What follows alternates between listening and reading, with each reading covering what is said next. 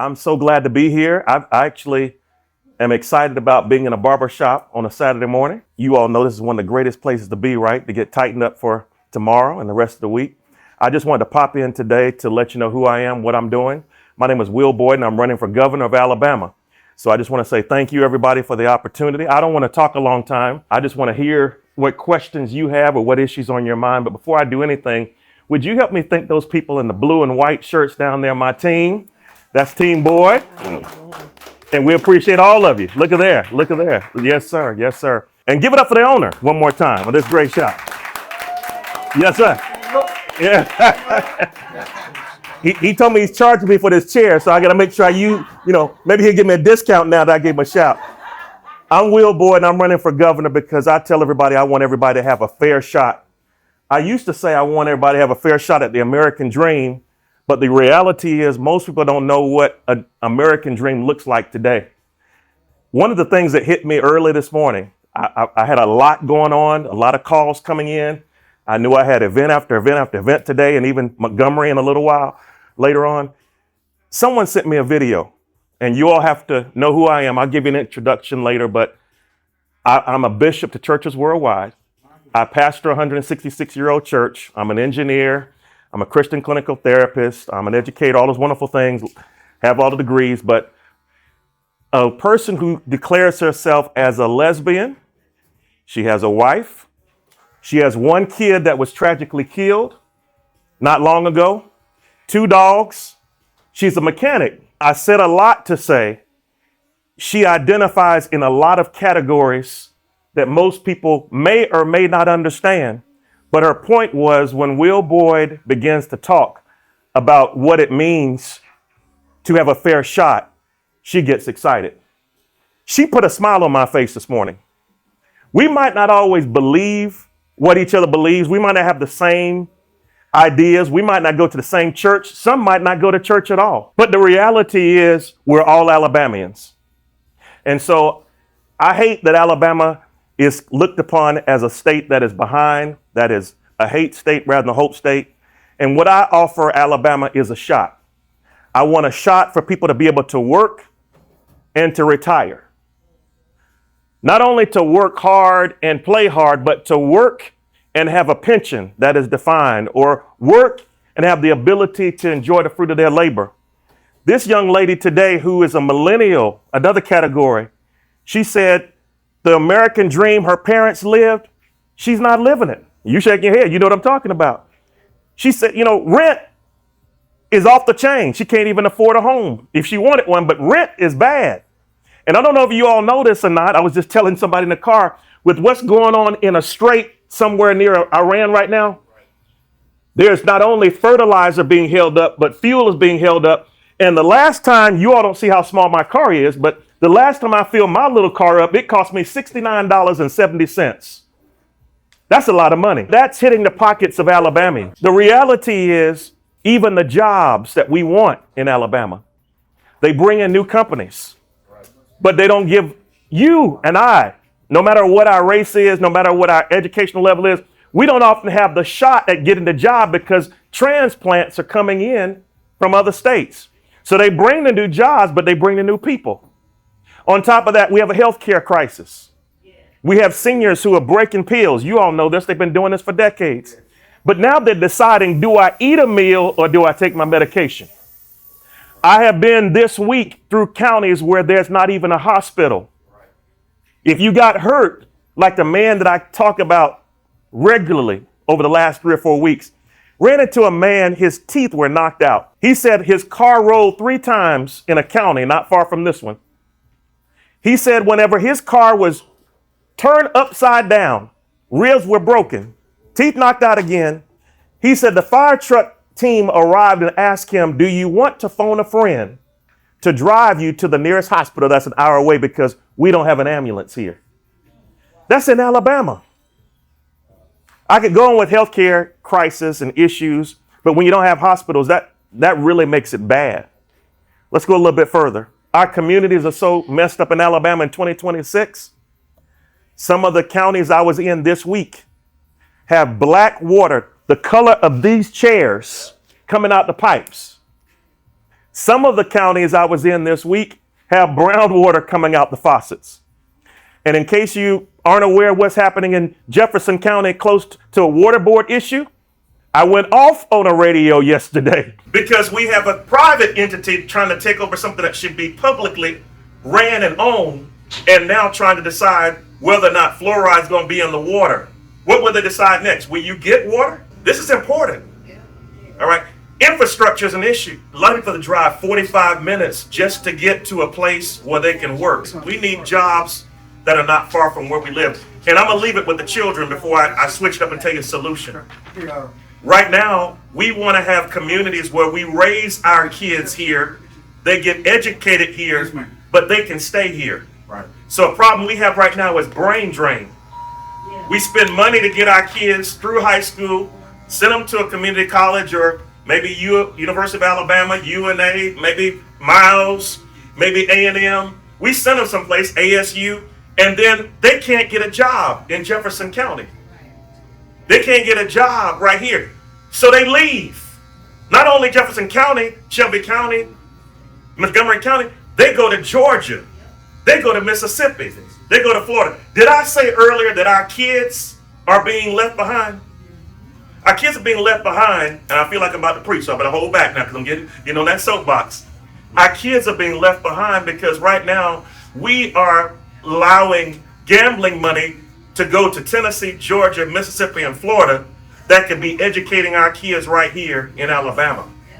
Do you all know if we just had an educational lottery, no matter what you think about gambling, right or wrong, that money's going to be spent. But if we had it right here on the lowest end, $200 million comes to Alabama. By my estimates, the lowest is $800 million. Wow. By others' estimation, we're over $1 billion that we're missing out on just not having an educational lottery in Alabama. So there's a lot we're going to do. So let me turn it around and tell you the solution. The solution is workforce development. The solution is telling people when they bring their jobs here, they have to hire here. We have to tell people who are bringing jobs in, you need to invest in the community colleges. You need to invest in the high schools and make sure the people who are graduating can go right into a job in your location. We need a pipeline, not to prison, because y'all don't want to hear that one. I'm going to talk about that a little bit too. We need a pipeline for women to go right into the workforce. We need that type of thinking, a thinking that is inclusive of the future and the present, not hanging on to the past. Healthcare wise, if we just did one thing, expand Medicaid, we spend $22.8 million. That sounds like a lot, but we get back $394 million. 200,000 new jobs come to our state. $2 billion of revenue. Earlier I told you $1 billion would help us with education. Everything I'm proposing, my sisters and brothers, unlike other candidates in the race up and down the ticket, everything I'm proposing brings in millions, if not billions of dollars. So listen, this has to be a proactive, pro-technology, pro-inclusive state that wants everybody to have a shot from a business point of view. But the health point of view is when we expand Medicaid, 282,696 people get health care that don't have it today. Lastly, when we invest in our communities, invest in our schools, invest in making sure law enforcement is out to protect us and not to get us. When we make sure ICE is not coming in, not just chasing people down, but trying to, behind the scenes, buy facilities to detain people, to keep people. When we make sure that we have somebody who's focused on waterworks, not being taken over by people who don't care about us, but making sure we have communities that are safe from a leader from the top, a governor who is going to work with everybody, I believe things are going to be different. If you go to my website, drwillboyd.com, the first thing you'll see on the very top, the ribbon is in blue, the words are in white. If you click on that, it will actually tell you when you put your information in whether or not you're registered. That's important, number one, because in Alabama, they're purging the rolls. Yes, they are. You might be a voter today, but by tonight, you aren't. I was at a table with somebody last night who checked in and realized they're not even registered to vote. I'm talking about a professional person. They tried to make it so I couldn't vote behind my suffix junior. They had a line I don't, on the keyboard, you know, I'm not talking, you have parentheses, sometimes you have forward slash, backward slash. This was a straight up line. I don't even know, what do you call that? I forget what it's just a straight line, like a dividing line. It was behind my name. So guess what? They could have stopped me from voting. Please recognize, but that's where you go. Website, it'll tell you whether you're registered or not. It'll even tell you your precinct. And listen, I don't know if you all paid attention to what happened in Texas. I don't know whether or not you're a friend of Jasmine Crockett or not. Yes. But listen, they had an open primary that basically became a closed primary. Here's what happens in Alabama. What they do here is they might have a polling place in one location and the next day is not there. It is expensive sometimes to open a polling location. So what they do is they try to make sure that you don't know where the polling location is. I'm not trying to be a conspiracy theorist. I'm trying to tell you the truth. You need a state where people know exactly where to go to vote. You ask me where, I'm telling you where. It'll tell you where it is, but that's subject to change in Alabama. What other questions do you have? I have a question. Yes, sir. What is your plan for people that have been in prison that want to come back out and vote? I'm so glad you asked the question. Of course, you know about expungement. You're going to see in the next few weeks where we're going to try to roll out opportunities for people who have been in prison to recognize if you don't have a crime, if you're not committed what we call a crime of moral turpitude, that yeah, we can actually get you your voting rights back and you can be able to vote. That is important in Alabama. So that's the quick answer to your question. But I want to follow that up with this. I have a problem with Alabama because if you look at the national or federal qualifications to be a violent criminal, there are 4 different ways you're considered a violent criminal. So how is it that at the federal level, which is supposed to be stricter to a degree, right, you a violent criminal for only 4 things, but in Alabama it's 50. This Alabama is a money-making business, right, profiting off of imprisonment. Right. Yeah. And so I really want you all to understand, we vote, and this is not a scare tactic. We always like to vote and put the popular people in, but you need to start looking out for people who are voting or at least supporting the interest you have. And right now, one of the biggest things I'm going to do is I'm going to completely overhaul the Alabama Department of Correction from the top to the bottom. I'm going to make sure that there is a whole new group of people working, overseeing it. I'm going to make sure from a perspective of even how we look at parole is totally changed. Right now, there are only 3 people who make decisions about parole in Alabama. 3. Anytime you're up for parole, those 3 hear your case. So here's what I want to do. Somebody shout PTSD. PTSD. And I'm not talking about post-traumatic stress disorder. I'm talking about number 1, if you're 55 or older and you have a non-violent crime on your record or a non-violent reason why you are an incarcerated citizen, you should have the opportunity to be up for parole. I call that presumptive parole, the P. The T, a cap on what we call technical violations.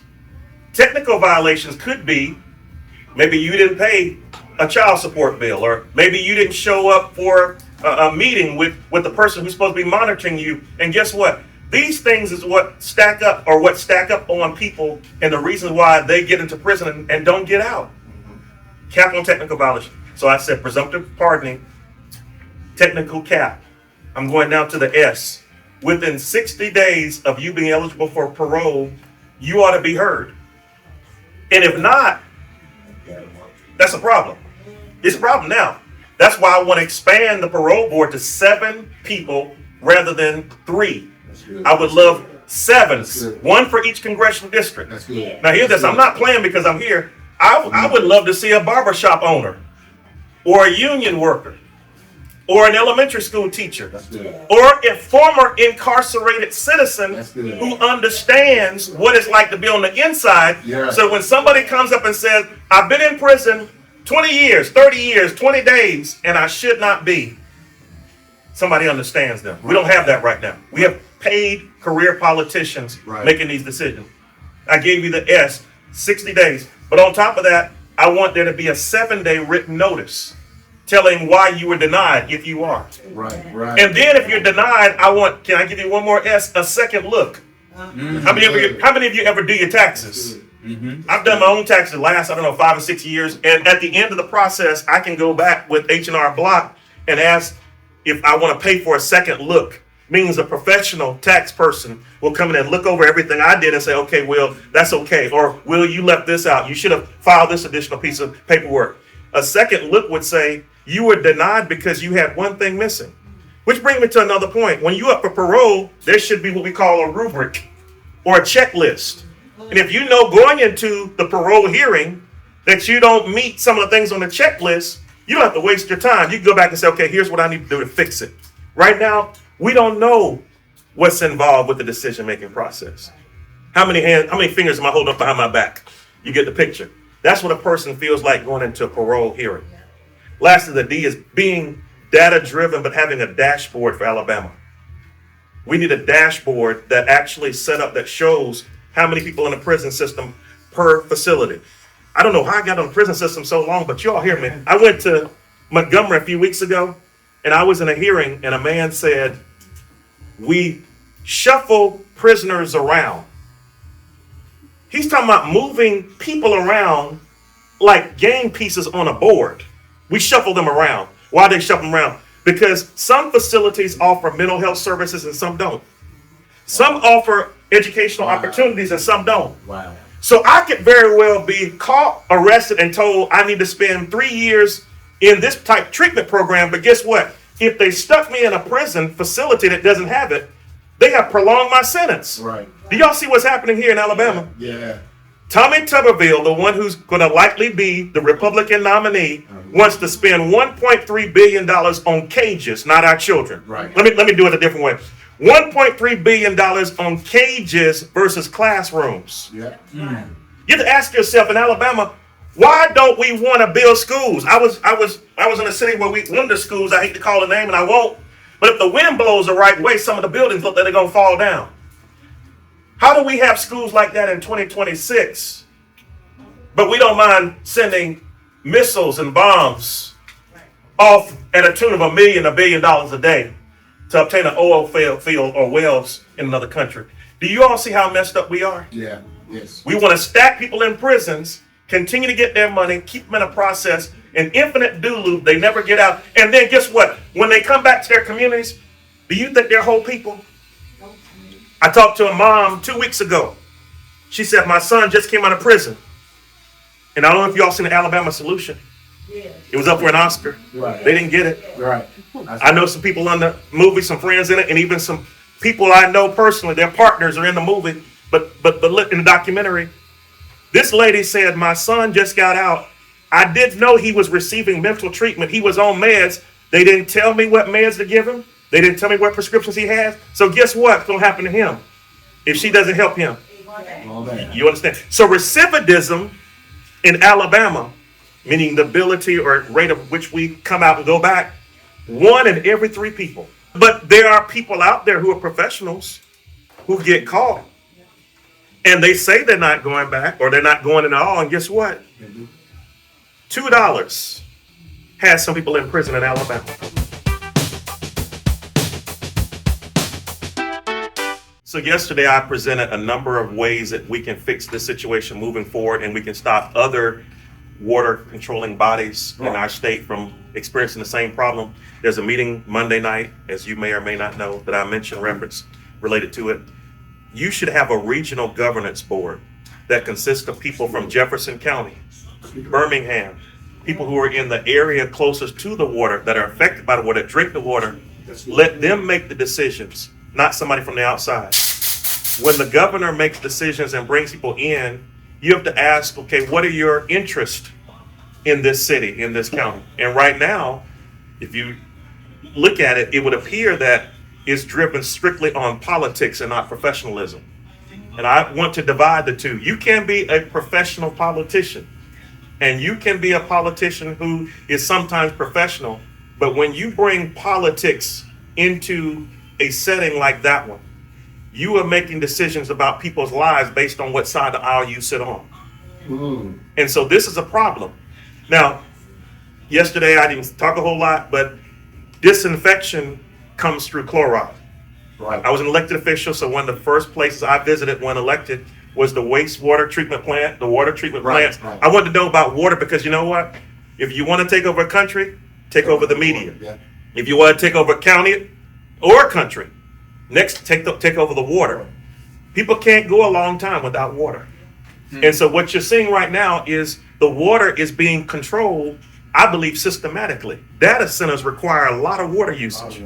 And so one of the things I propose is, while we're being pro-technology, let's tell people who want to bring a data center in, make sure there's some type of closed loop system. Right. Or your own water treatment plant. Right. Or something that would allow you in this great biodiverse state not to consume resources that the people in that area already have. Same thing with electricity. It should not be with that high demand for electricity for a data center that we pay for those kilowatts for them. Right. Our bills go up rather than their bills going up. Right. To a group that brings in, yes, a multi-million-dollar facility, but only employs 100 people that they bring in rather than people that they've trained in the community. You see how these are problems. So water-wise, a governor's board that's local, but I believe in what I call a TAP program. We need transparency. We need accountability, but we also need protections in place. You have to say, and we know what transparency is, why are you on the board in the first place? What's your interest?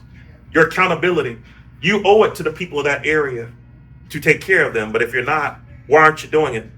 If you're taking the fluoride out, explain why. You should explain again. Chlorine, like a pool, cleans, disinfects, making it simple. Right. Fluorine or fluoride, in this case, is actually going to help prevent there being what we call voids, or more commonly cavities in your teeth. Right. Someone else explained that when you have mouth problems, it can affect from the esophagus any other parts of your bodies as well. Yes. And so systematically, you could argue taking that out is starting a series of problems that are going to cause problems in the long term. But the other side of the argument is this.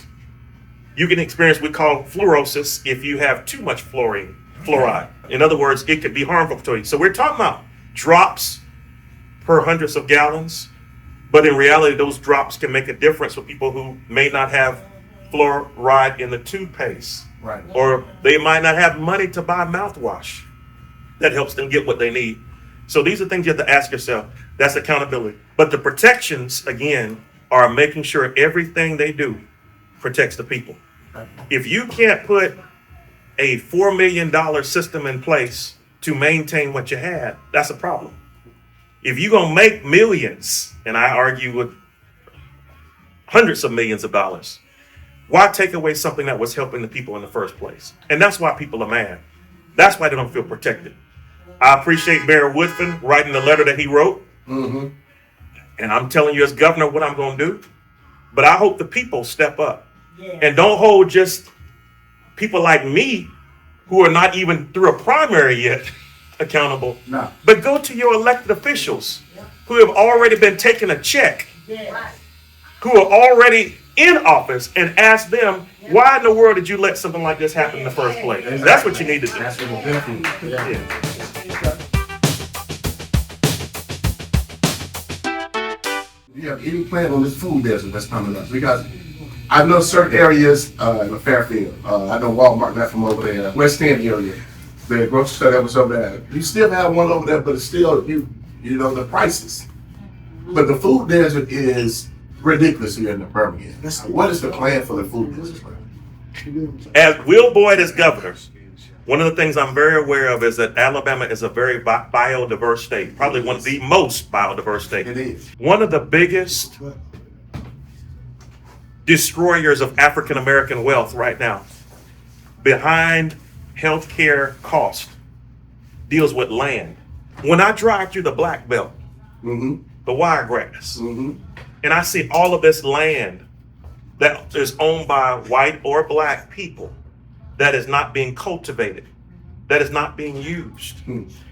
We should have food deserts anywhere in Alabama. I keep arguing this is a strategic. Notice most of the food deserts are in the place where they're low income families. That's true. Notice that we have had a food tax in Alabama. Yeah. And it is the people who are poor who have to spend more of their disposable income to buy food. Notice, if you would, when you buy the food from Dollar General, you know that it sometimes does not even last a day or two. Look at where the lower in the lower income communities, Left and right. they're everywhere. They're everywhere. Everywhere. And when you're doing that, count how many grocery stores you see. Talk to you. Talk. You won't find them You won't. because they're deserts on purpose. We need to make sure that we partner with food chains, Gotcha. groceries, or people who own grocery store chains, and say to them, look, we would like to help get these particular regions of a state more nutrition-based food or more nutritional food. We have to be that strategic about it. Not only making sure there's water, but to your point, food. Most of our kids don't get to eat in Alabama unless they go to school. And sadly, some live so far in rural areas. My daughter sits on a bus 1 hour to school and 1 hour after school. She goes to school. She doesn't have to be hungry, but if she has to be on the bus before 7 o'clock and she's riding for an hour, by the time she gets to school, the breakfast is already closed down. Yeah. You all see what I'm saying? It should not be this way in 2026. So we have to, again, I'm going to make sure nutrition is a high part of my priority for our kids because everything starts with our kids. Alabama, if I can slip out nutrition, also has the best pre-K in the nation. But only 40% of our kids who are ages 1 to 4 or 1 to 5 even have access. Alabama has billions of dollars sitting on. Now, if you look at our revenue stream, we have an educational trust fund that is the biggest. Yeah. And the general fund, that's the other part, a component of the pie. Revenues and expenses. We often rob the educational trust fund to take care of the general fund. How can you rob from our kids? Well, I'm telling you, rob from your kids. You don't give them pre-K. You have the best thing in the nation, but the rest of the 40% of your kids can't get it.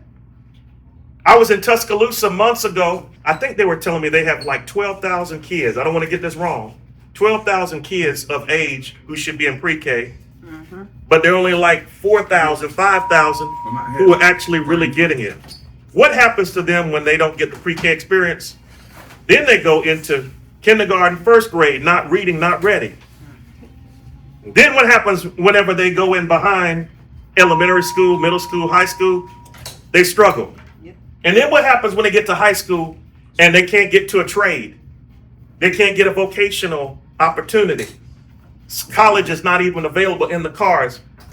This is all by design. African Americans right now are in a place where we're 500 years behind in terms of the ability to catch up with our non-African American counterparts. That's true. Yep.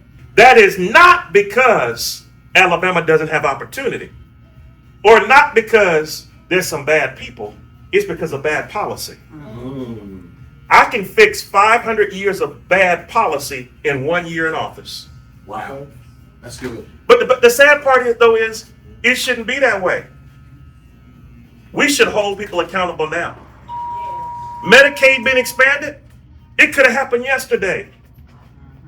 Nutritional deserts eliminated, it can happen tomorrow. Governor Kay Ivey did issue money to food banks in the last quarter, I guess, of last year, last few months. Yeah, I saw that. But which food banks got it? So let's start asking some questions. I'm not here to beat up Governor Kay or any of the senators' representatives. I'm just saying, ask them these questions and see if they have answers for you.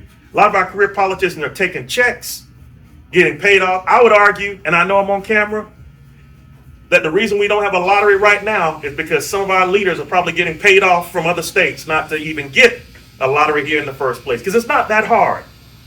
We can get this done. Did you have a... Well, yeah, what are your plans or what can be done differently to ensure that our kids are really coming out of school with a good, solid foundation education-wise? And as a matter of fact, my son, he's 15, he was doing some homework and he had to go online. And I said, son, where's your books? Yeah. And he said, well, we just go online and we Google it and get our answers. Yeah. I got a problem with Big problem with that. Yeah. And again, I'm pro-technology. I understand the bad side of AI, but I'm pro-technology.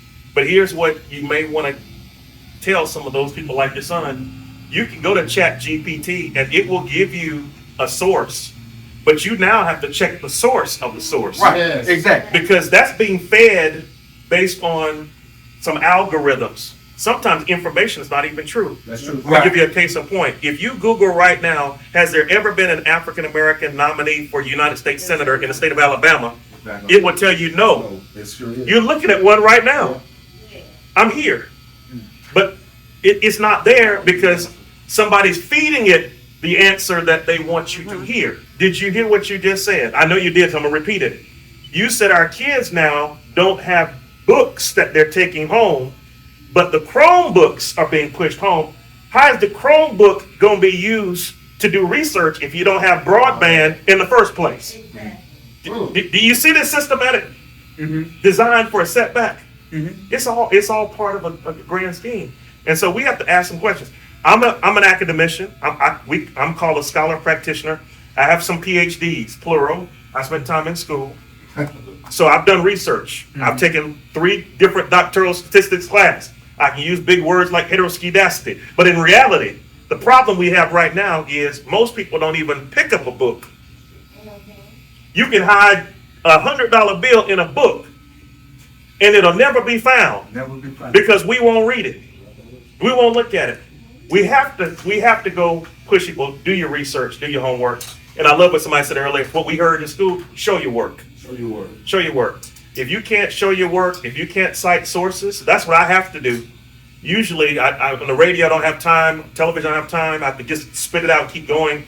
But a true academician says, according to a recent study, 98% of the people in this group did A or B, according to. I have to be that specific in research. Okay? But right now, anybody can tell you anything. And they may be right, depending on what side of the mountain you're standing on.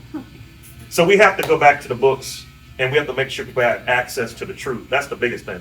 A lot of misinformation and disinformation is being spewed out. One of the reasons why we're voting the way we're voting, doing what we're doing right now, is because somebody has purposefully fed us information that was not true. Seek truth.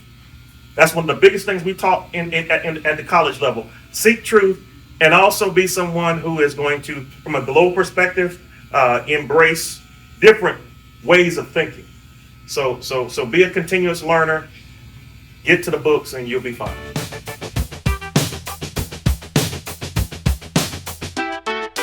I got a question. How are you gonna fix the park issues that we have? Like swimming pools not being open, like ever since COVID, parks been towed down. And we complain about our kids being in the house, but what resources they have to use to go outside. Like when I was growing up, we had basketball goals, we go swimming. We played baseball. We played football. We played recreationally. Since COVID, all this been towed down. A lot of that is addressed at the county level, and particularly with city council people. So the best thing to do immediately, I don't take office when inaugurated until 2027, January. And I'll tell you what I want to do. But what we need to do right now is start showing up at city council meetings, telling our mayor and our council people what we want to see. And you're asking a question that I've heard before. I've heard it last in Chilton County when I was there. There were concerns that the pool they had was actually bulldozed over with dirt. And now the kids don't have anywhere to swim at all. So those are opportunities for them to interact socially, to come together and be engaged in some fun activities from a recreational point of view, and honestly not get into trouble. So to your point, I know for safety reasons, a lot of those have been closed since COVID. We need a lot of those open back up. And me working with superintendents of school districts, I can help make sure the money is available, even from the educational lottery, to help support those recreational activities. So that's part of that money and where it would go towards schools and towards anything that helps in the development process. I believe it's just as important as working hard to play hard. Education is important, but one of the things that bothered me, disturbed me greatly, is whenever you don't give people time to rest, even throughout the day for just a few minutes. We overload our kids all day long. We give them homework to do at home that lasts all the way through the night. And some don't even have access to internet. So I've been talking about covering the state of Alabama, 97% of the state being covered by 2027 broadband, but they don't have opportunities to rest. When I teach students, one of the classes I taught was Professional Assistance for Student Success. We call it a PASS program. I took students who were last in their high school class going into college. At the bottom of their class, I got them to the very top. I taught them to learn in chunks. I taught them to read in chunks. What do I mean by that? Every 15 minutes you read, take a few minutes and take it in. Same is true with recreation. I believe after you put a few hours of work in, you need recreational sites that you can go to and enjoy life. So answering your question again is working through our local municipalities. They have money to do that. It's just their choice as to what they do with it. And I'm the only person on the ballot who has listed what I'm going to do day 1, day 30, day 60, 90, 180, and even 360. My main priority, day 1, is making sure that we have task force in place to execute what I mentioned earlier. Moving forward with the lottery, moving forward with education being improved, moving forward with making sure healthcare is where it needs to be, and moving forward with jobs. That's day 1. I also carry with me, I don't know if I have I should have it in my car. I already have 3 or 4 executive orders that are already written. All we have to do is drop the date in with the whereas, the wherefores, and the wherefores, and we're ready to go. And so that's day 1. By day 30, even going into February, day 60, I have legislative packages that I have rolling out. One relates to the prison system. One relates to even, again, the expansion of Medicaid. That is where I want to see the legislature start kicking in. On top of that, I'm a man of faith, and I jokingly say I've never chewed a hemp gummy. I've never smoked hemp before or taken it in any kind of way. But the hemp industry, whether medical or hemp as it relates to people with the 1,000 businesses that were out there in Alabama that were closed by HB 445, I have promised them that I would like to have a legislative session for them to talk about what hemp does from a medicinal point of view, talk about how our veterans may be using it to make sure that they end their lives not in pain and getting bags of medication from the VA, but they finish their lives out 20 years, 30 years, whatever it may be, with the type of treatment that they want that doesn't harm their body. So I have proposed a legislative session to listen to physicians, patients, and even business owners about the struggles they had with their industry being shut down in Alabama and $1 million in revenue being taken out. I've proposed where injunctions could be pushed to model New York, Indiana, and also another state that's up further in the northern part of our country to actually bring about the change we need to make sure that hemp legislation is turned around so they can feel free to operate their businesses in the way they should. So again, I have a timeline for every implementation and a return on investment to go with each one.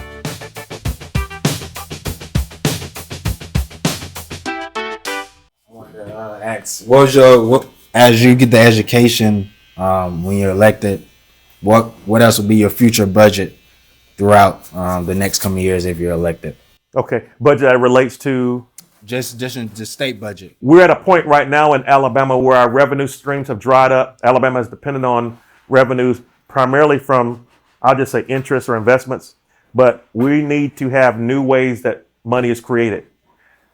I could talk to you about all the programs and which ones I would probably consider cutting, but let me talk to you about new streams of revenue. I believe we could look at not only lifting that hemp ban by injunction will bring another $1 million, so we're at $3.4 billion now.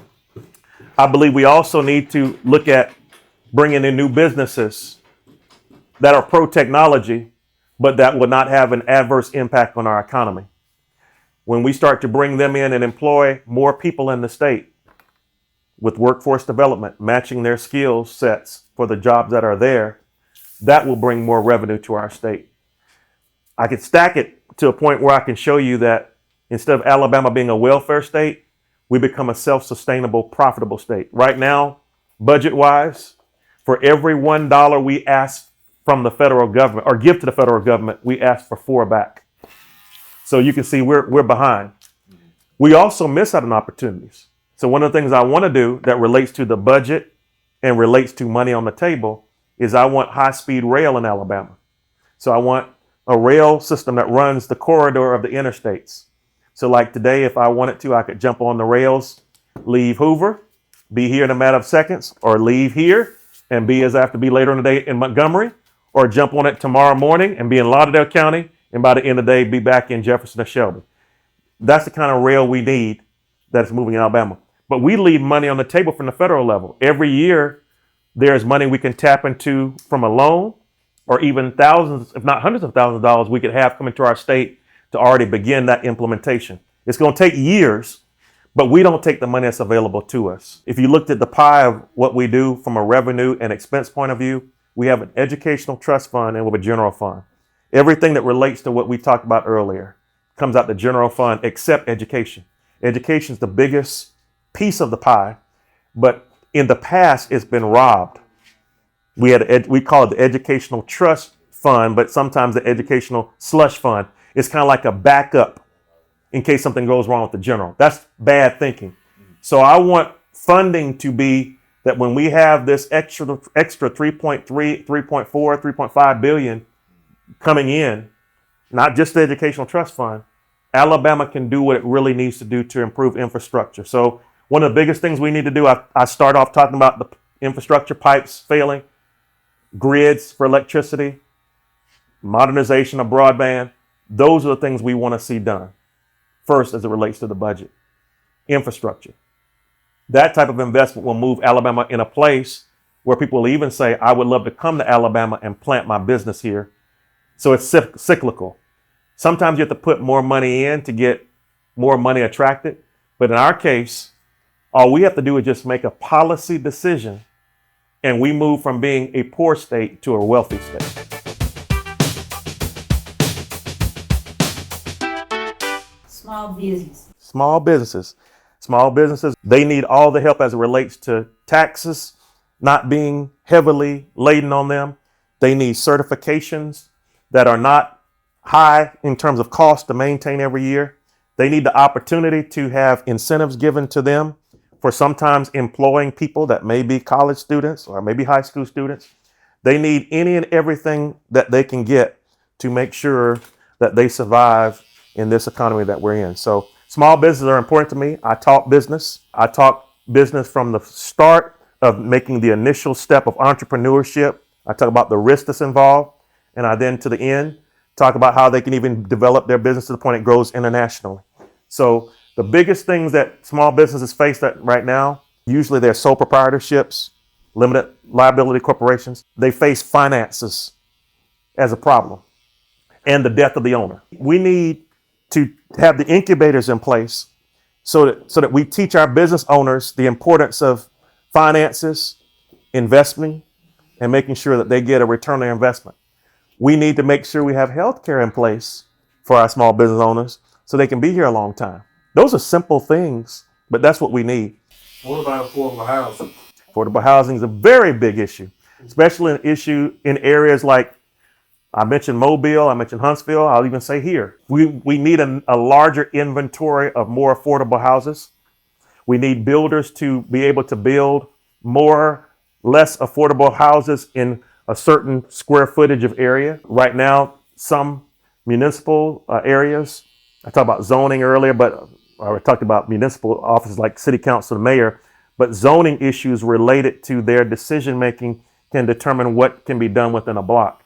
You can actually pack more tiny houses, as they call them, into an area. Or you can actually have more money coming from, again, the state government to help realtors identify where some of these places are that are being bought out by large businesses and being torn down or bought out and sold for their own purposes and stop that from happening in the first place. That is something that is happening right now. And so those are the main top level things that we can do to affect that. But affordability is probably the key issue that I think Alabamians and Americans need to focus on moving forward through the next elections. Everything is out of reach. When we talk about the American dream earlier, kids are in places now where they can't afford the houses that we live in. And I'm not talking about big houses. I'm talking about 3-4 bedroom houses, 4-bedroom houses. They can't get those anymore.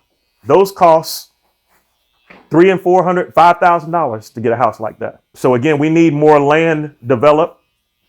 more affordable houses that are out there. We live in one of the most biodiverse states, but we also live in a state where there's a lot of land that's available that is not being used. So that affordable housing is an issue as well. I have a different concern with what is being done with housing, even as it relates to the affordability. I don't want to go into great detail right now for other reasons, but I see cities where they're densely packing people into more highly costing apartments, if I can say it that way, less affordable homes.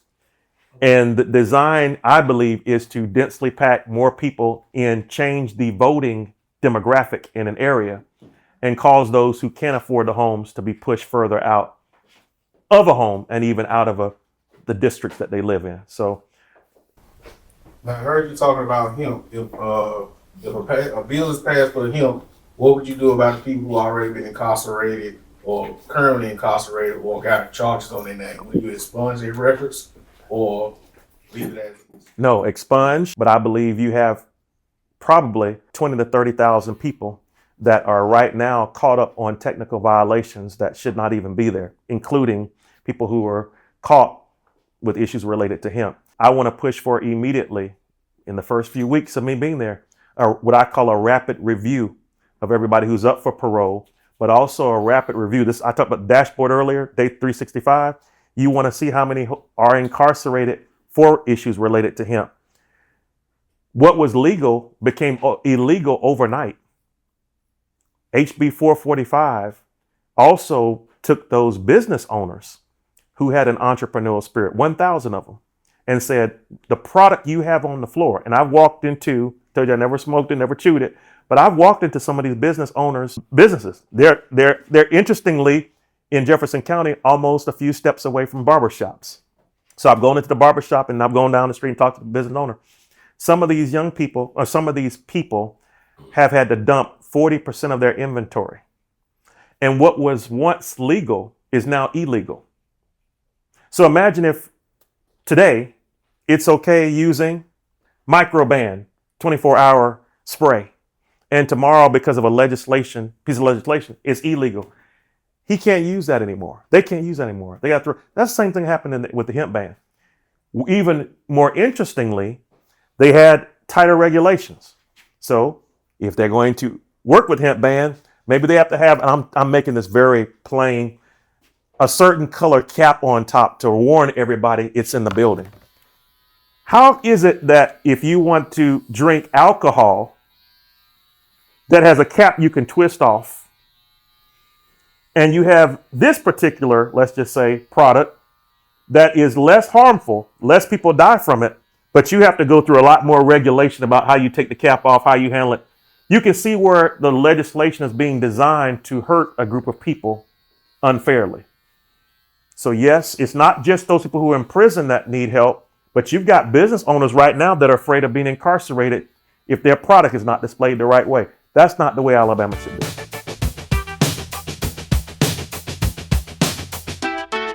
I want to ask why you want to be governor. You know, I'm glad you asked me that question. And you may not believe this, but I don't wake up saying I want to be governor. I don't think I've ever said I want to be governor, ever. I'm running for governor. I will serve as governor because I want to help people. Here is something that you may not believe, but I don't have a reason to lie to you. By psychological testing, I'm Myers-Briggs testing. That's really not psychological, but Myers-Briggs says I'm an ENFJ, means I'm, first of all, extroverted, intuitive, judgmental, and feeling. Somebody who's a certain combination that even President Obama's ENFJ, I believe, if I'm not mistaken. But in reality, I'm an introverted person. It takes a lot for me to stand up in front of people. And I have to stand up in front of thousands of people all the time. I would much rather charge hanging out in my basement or in my office at home than to be around people. That was then. But I believe God has graced me with the ability for this assignment to stand in front of people and to talk. I'd rather just fight for people behind the scenes. I was at the Selma Bridge crossing 3 weeks ago. I was with J.D. Pritzker, governor of Illinois, who's a multi-billionaire. I was around the likes of somebody who's endorsed another person, Governor Moore. I was around, I can name a lot of people, Al Sharpton, every name you would want to name. And my team said, well, let's go ahead and post these pictures right away. Former Secretary of Transportation, et cetera. I said, no, I don't want to post them because we're not here for me to do a celebrity shop. I had James Clyburn. His daddy preached. You know who James Clyburn is? As a South Carolina congressman who, when he gave Joe Biden good words, he went on and won and became president. He's a kingmaker, some call him. I know him. Your daddy preached at my home church. I didn't show any of those pictures to the world because this race is not about me. That event was about Bloody Sunday and not about a political opportunity. And so this is my whole journey in life. And I'm sorry for the long answer because I want you to understand me. I'm not here for a photo op. I'm not here to get a governor's mansion or a special parking spot or have Aaliyah, law enforcement people around me 24 hours a day. I'm not in that for any, I don't even care about that kind of stuff. The governor, I just learned last week, somebody told me, I didn't even ask, the governor makes $67,000 a year. I'm definitely not in it for the money. Okay. And so I'm in it, not because I want to be governor, but because I believe if I get in the governor's chair, I will give Alabama hope. If people can see that a man who's an African-American, under 6 feet tall, no money, a man of faith, a man who has a wife and 3 kids and a dog, who lives about 45 minutes away from here, if he can make it to the governor's chair, anything can happen to me anyway. That's why I'm here. Give every Alabamian a shot. So I want your vote, but it's not because I want to be governor.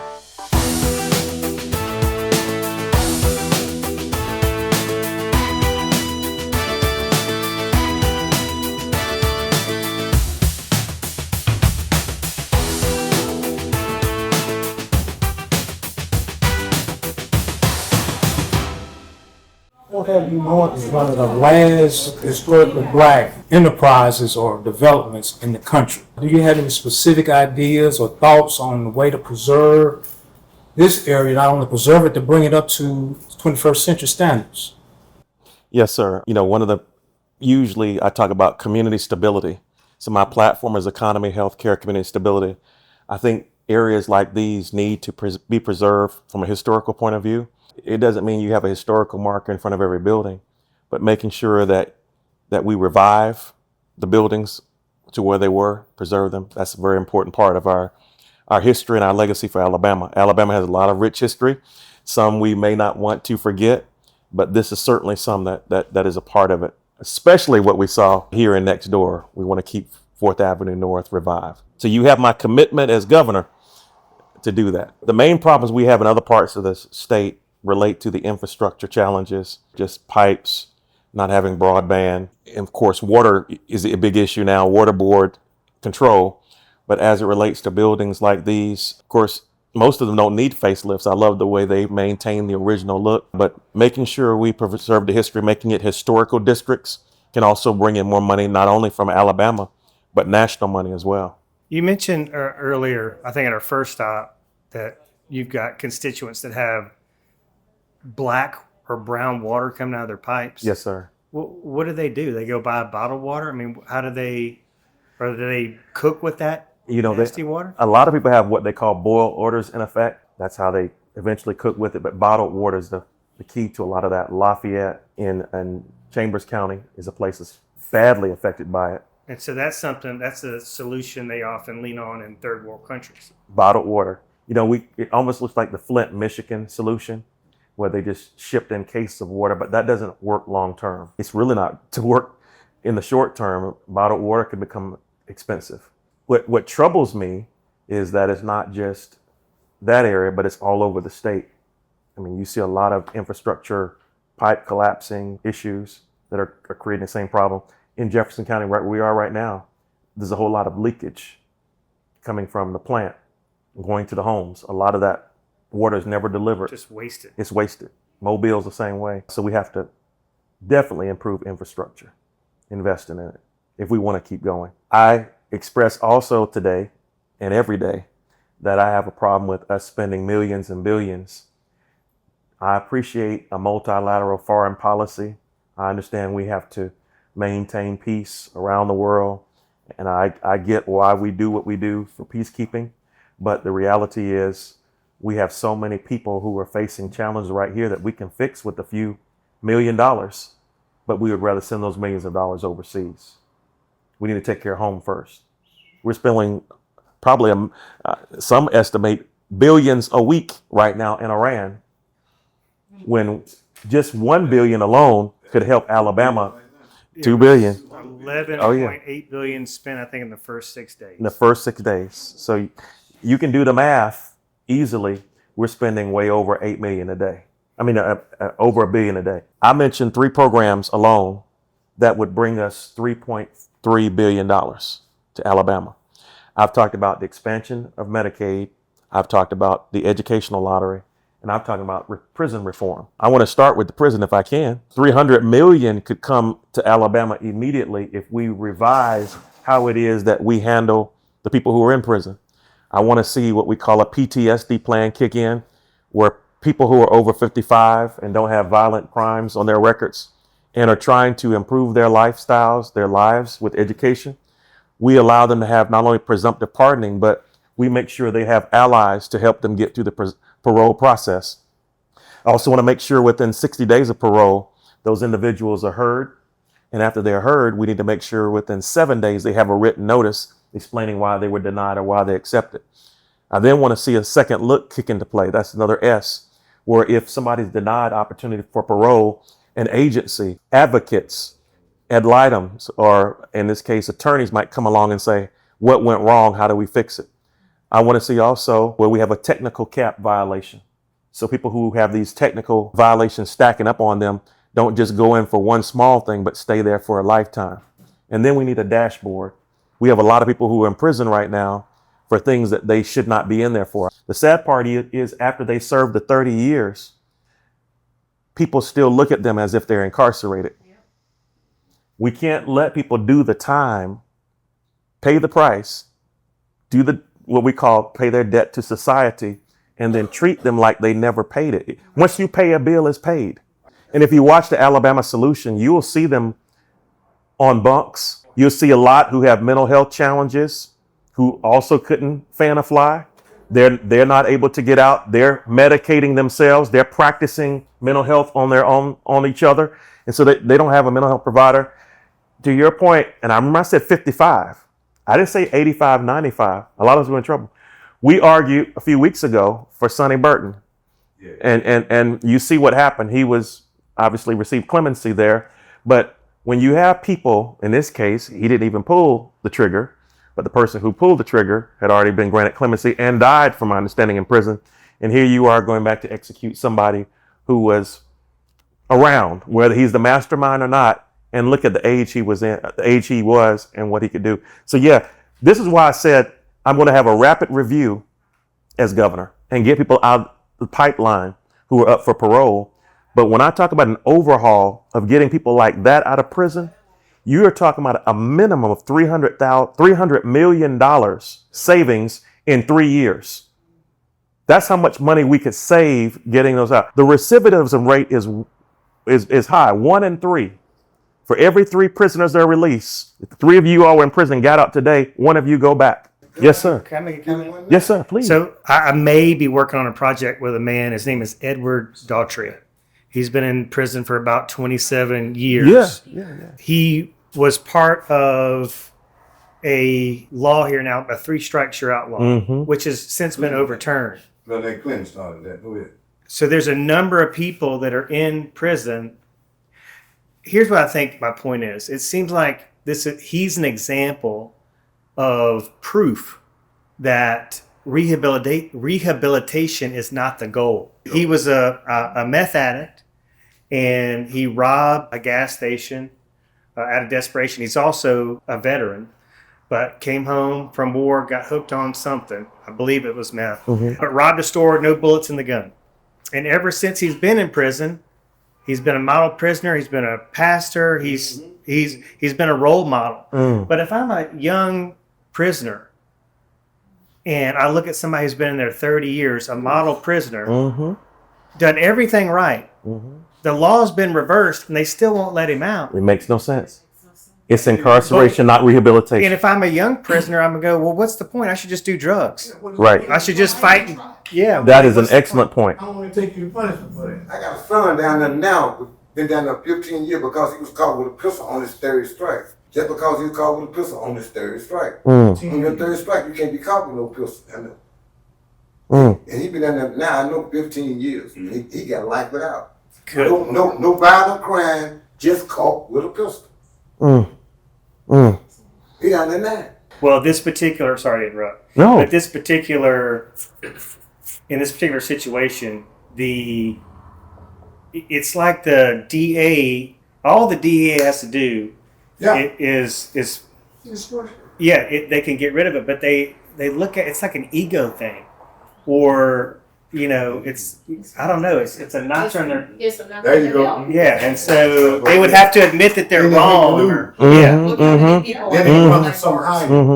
and this guy's got grandchildren he's never seen. Oh my goodness. Wow. I mean, yeah. so they're just keeping him in there just to keep him. And the state is paying for it. Yeah. Yeah. At over $1 billion a year. That's how much it's costing us in Alabama to house prisoners. And so, yeah, perfect case in point of what we can do. Executive actions, but also push for on day one. Golf trip.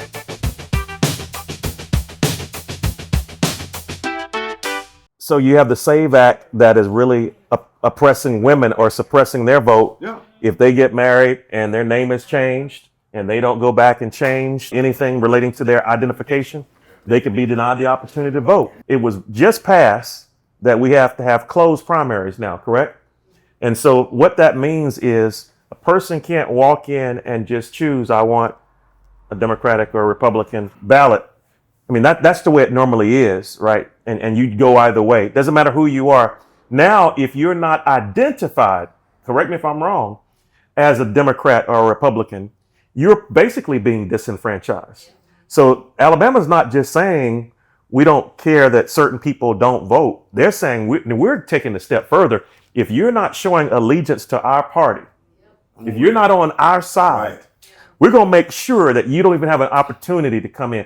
Now that's disturbing. We know there's already been gerrymandering involved to stop people from having primary opposition. Lines have been redrawn, and we've been told as it was that based on the Voting Rights Act, the lines that we have are not where they need to be. And so it was kicked up, as you all know.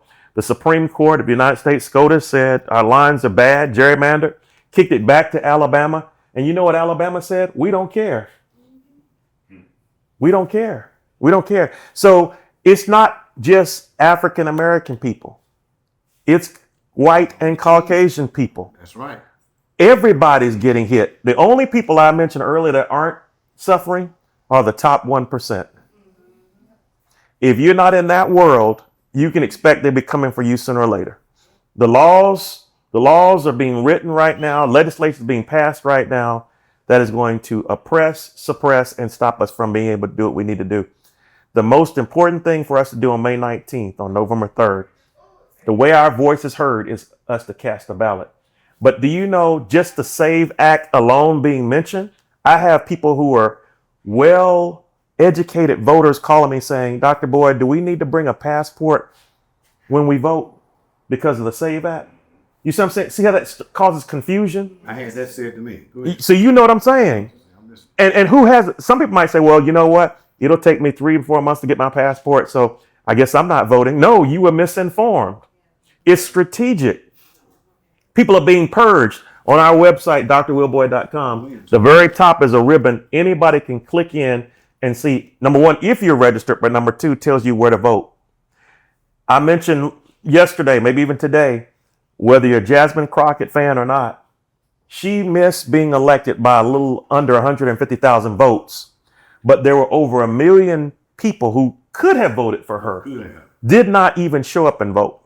So it's not just all on them suppressing, it's on us not voting as well. And so we have to do a better job. But let's be fair. If people look at the current state of events in Alabama and they see that they've elected people, I was listening to you earlier while somebody else was talking. You were saying after they get that notch in the belt, they go on and serve in the Senate. Right. They keep climbing the ladder. Right. If people keep looking and seeing that bad is being rewarded, there you go. Punishing people is profitable. Stopping people from voting is what makes them vulnerable. They're going to start saying, you know what? I don't think I care about voting because my vote doesn't matter. They're saying that. What's the point? I got people saying that right now. Right now. Right now. Right now. And so when you hear people even say things like, Will can't win because ... I'll let you fill in the blank, whatever it may be. That is a form of suppression because everybody should have a shot at running for office, no matter who you are. It should be my money, shouldn't be the color of my skin, shouldn't be what part of my... If I say that I'm interested in serving and I want to put my name on the ballot, we should be able to do it. Yes, now, I understand you don't want everybody to put their names. There has to be qualifications, but that's the party to determine qualifications. But do you know if I have to pay any money, that's a form of poll tax? That's the way it started. That's the way it started. Counting jelly beans. No head on there. In 65, what age I was? 22. How many bubbles in the bar soap? Yeah. Counting jelly beans. In a job. Yes, sir. I've heard. And then if you did let you pass, you had to pay a poll tax. Poll tax. Yes, like trying to vote, they'd hold up like a jar of marbles and say, you can only vote. I'm in here. Yes, sir. In the job. Yes, sir. Why now? What makes you think that Alabama may be ready to have a black governor? I'm going to surprise you, but I'm knowing who you are, you already know this. Alabama is really a blue state. You know this. We've been told it's a red state. For 20 years. It's been told it's a red state, but it's really a blue state. If everyone who leans blue voted. You mean to tell me Joe Seawater was blue? Yes, he was. We can win. We ran some models this week, and I showed some people. And every model but one or two, I won the primary. We have a model that takes in what percentage of people are African American, what percentage are Caucasian, what percentage are from the Black Belt, what percentage are from Madison, Jefferson, and 3 other counties. But anyway, when you put the whole model in, by the numbers, if I got half of this particular vote, 40% of that vote, 20% of this vote, matched against the people who are on the ballot, I'll get 51% at a minimum every time, but 1 or 2. So what's been done to stop me? Help Lindy now, help her. but let me tell you what's been done to stop me. A smear campaign has been run on me. I don't even have a traffic violation on my record. We'll make one for you. I've been playing this. You understand what I'm saying? They'll find something. Exactly what you're saying. You know. So a smear campaign, they even changed my profile on Wikipedia. They reduced me, everything I've accomplished. Basically, they call me a pastor and a perennial candidate. All right? This is how sophisticated this is. And one of the people who has smeared me, we even found out this morning, and this we have to be careful with this, has been paid a lot of money to do the same thing to other people. And too many of us have been silent lately. Yes, sir. If this is a struggle for everybody. I mentioned earlier, when women make 77 cents to $1 men make, and we sit back and do nothing, that does not only affect that woman making that paycheck, but that affects hundreds of thousands of kids in our congressional districts. Right. That eventually affects the communities that we live in, because those women will choose to live in a different state where they do have a fair shot. So this is why I've been saying everywhere I go, I'm running for governor because I want every Alabamian to have a fair shot. Amen. A fair shot. That's all I want, a fair shot. We're all in the same fight together. It's not just African Americans that are suffering in Alabama. It's white, it's black, it's young, it's old. You know what pains me more than anything? When we see our seniors who have worked hard and are ready to retire with decency, ready to retire and enjoy life. You know where they are right now? They're popping pills. Walmart greeters. No type income to meet the payments they have to make for taxes on their home. And they're not able to even, I hate to say this, transition from this home into glory without losing the home that they have, brick and mortar. That is horrible in 2026. Yes, again. It does not have to be this. Why am I running? Somebody asked a little while ago, why do you want to be governor? I never said I wanted to be governor. I just said I wanted to help everybody have a shot. The reason I'm running is because of stuff like what we're talking about today. It can be fixed, but the wrong people are in the chairs. When we put the right people in the chair, they can make the right decisions that can lead Alabama forward. We could have Medicaid expanded today, but you have to ask yourself, why won't they expand it? Everywhere I've been today, I've been through the numbers from beginning to end and told the investment, told the return. But let me just say something. The main reason why here we won't expand Medicaid to get almost 300 people the health care they need is because it's Obamacare that is actually going to kick in the first 90%. I have what I'm going to do day 1, day 30, day 60, day 180, all the way down to 365. I have a plan. I have executive orders I carry with me. You remember the first day President Trump got elected the second time, and he just sat in office all night long and just signed them off on. The governor can do that too. And I can just, with the stroke of the pen, do a whole lot. Now, do I want to use that power in that way all the time? Absolutely not. I want to build a coalition so that the Republicans can say, you know what? Will is fair. He listened to me first and he went forward. But I'm making it known, if the people elect me, you're going to get the expansion of Medicaid.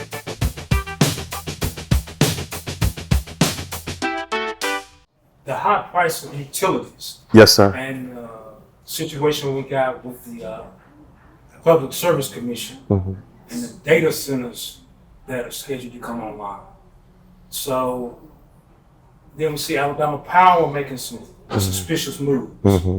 So what's your plan on putting some type of regulation on how they can raise the rates? The water's going up, everything's going up. Yes, sir. My first step, Brother Hornbuckle, was to say that whenever they proposed a few weeks ago that the PSC commissioners be appointed by the governor and other members of of state government, that was an insult to the voters in my mind. We want to vote for those PSC commissioners, public service commissioners, because these are the ones that make decisions about the electricity rates. We're talking about what happened 60 years ago, but do you all realize that the Public Service Commission has not met publicly in over 40 years the way we're asking for them to meet? So when we spoke up, that opportunity for that bill was shut down. The PSC commissioner was not going to be appointed by anybody, voted on by the people is the way it remained. They went back and said, okay, well, we'll just add some more commissioners that we'll appoint. They're purposefully navigating around the people of Alabama. That's right. Electricity rates are going up, but if you go back and look at my Facebook page, I spent an hour and a half talking about this, the whole energy perspective. We have right now 2 major energy providers. We have Tennessee Valley Authority that is actually in the north, but almost everybody else is Alabama Power. When you have that size of an entity providing power to that many people, they become literally and figuratively powerful people. Right now, we have struggles with the fact that data centers use an enormous amount of energy. Even though we can go on our phones and lay out a plan to revive 4th Street for the next 10 years and bring in $14 million over a period of 10. It'll spit it back out to you in two seconds. But how many gallons of this was used to get the answer? And the kilowatts of power that were required to get the answer, you know who pays for it? We do. our electricity bills go up. The problem is when we're trying to hold the government accountable, they're not giving us a chance. We can't appear at public service hearings to complain. When we show up and try to say we don't want the governor to appoint them, they push back. And then when we say anything about alternative means of power, like I've been pushing pump hydro instead of just substations. I worked for South Carolina Electric and Gas before. I know it's involved there. I talk about pump hydro. I won't go into the details of it, but having water dropping from a reservoir down into abandoned coal mines that will produce power as that water goes past turbines.